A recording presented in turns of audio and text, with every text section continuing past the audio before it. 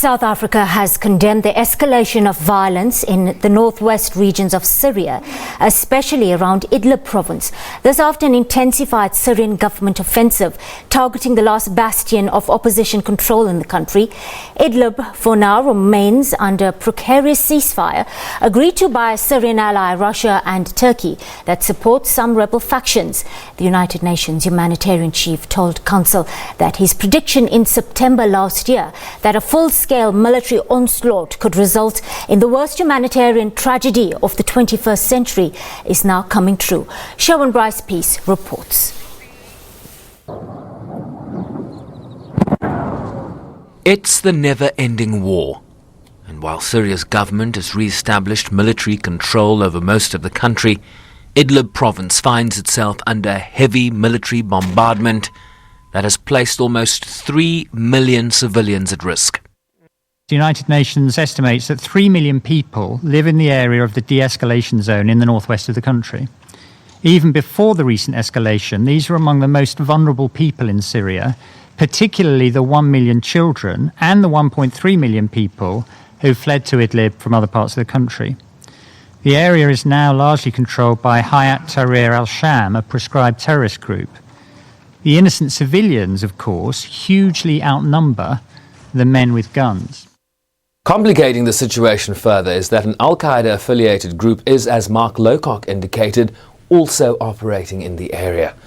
He also lamented the targeting of health facilities, with at least 18 hospitals or medical centres targeted since April 28th, all of them inside so-called de-escalation zones.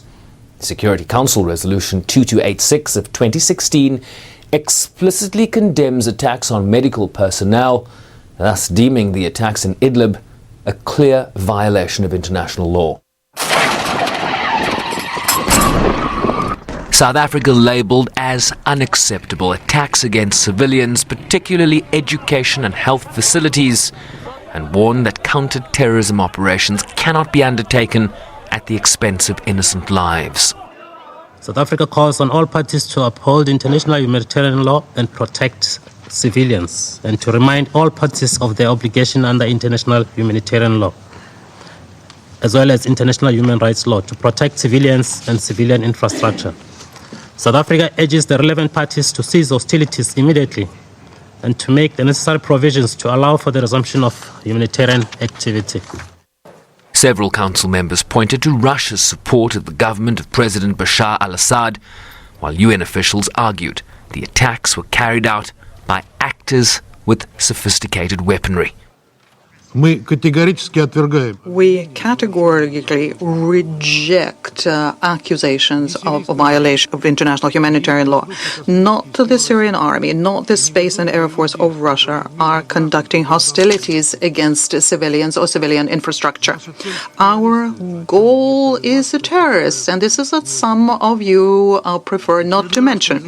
Once again, we call on the Secretariat of the UN and the specialized agencies of the organization, including the World Health Organization, to not hurry with planting unvetted information about losses among civilians and infrastructure damage into public domain.